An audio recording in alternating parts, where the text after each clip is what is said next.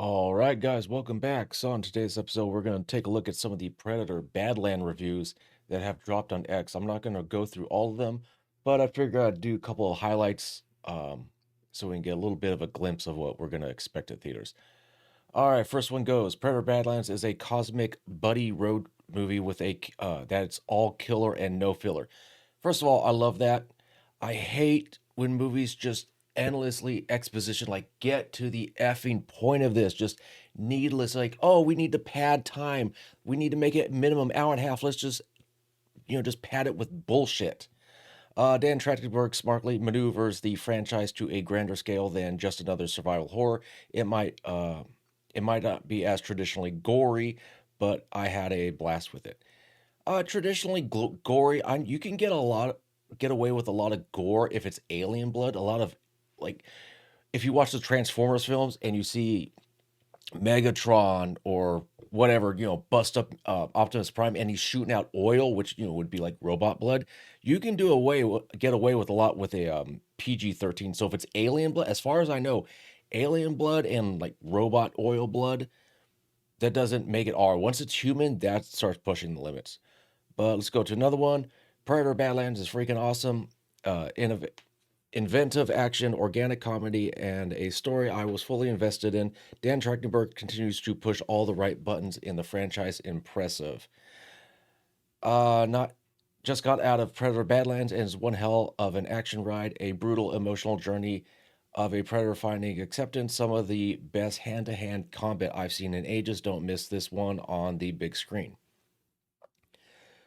You know, I'll say that Dan Trachtenberg, I was very skeptical of Prey, and it has nothing to do with the Amber Mid-Thunder and like, oh, it's being a woman thing.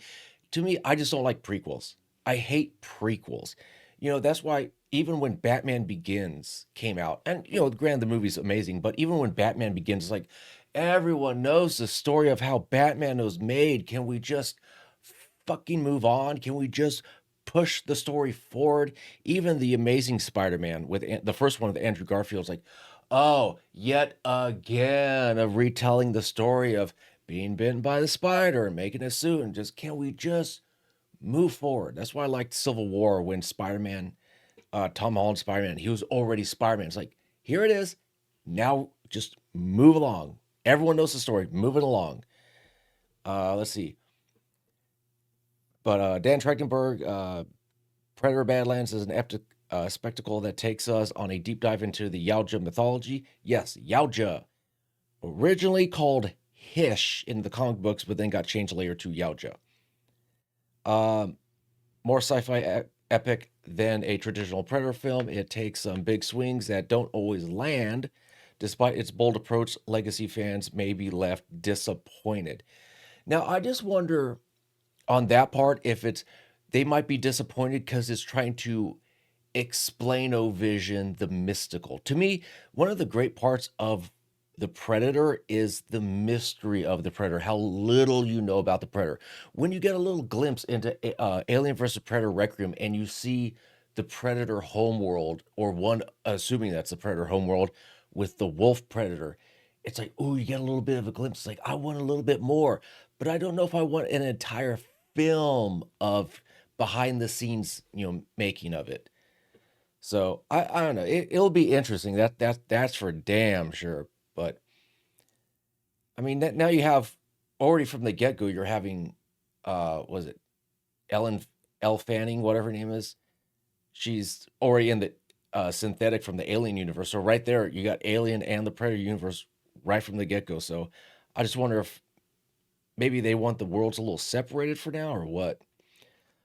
Was not expecting Predator Badlands to be as comedic and heartwarming as it ended up being. For the most part, it worked. For the most part, it works.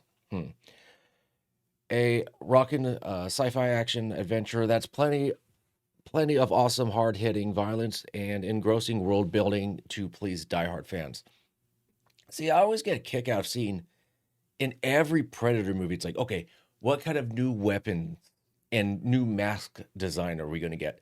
I like an AVPR where the wolf turns the shoulder cannon into like a hand pistol. He just kind of maneuvers it a bit. He had the whip. He had that acid, the blue acid blood, all these things. And um, even from number one to number two, where the City Hunter had that combi spear, the different vision modes. And so I just wonder if we're getting a little too much of behind the scenes, but who knows? I guess we'll have to wait and find out. And this will be the last one to read. Predator Badlands is a pretty badass expansion on the Predator franchise. Dan Trachtenberg delivers yet another thrilling action in this world, even if it might be his weakest in the franchise yet. It's the most action-packed Predator film yet. Some of it's as brutal as you'd. Let's see, as you'd. Oh, there's more. As you expect, while other moments rely more on the comedic aspect brought to you into the film. Okay, you know, if I end up liking this, then I'll say Dan Trachtenberg, please revitalize the RoboCop franchise, because after the original 1987 RoboCop, everything else has been shit. This just is what it is. Everything else has been crap after the original. Anyways, comment down section below. Let me know your thoughts. As always, take care and take it easy.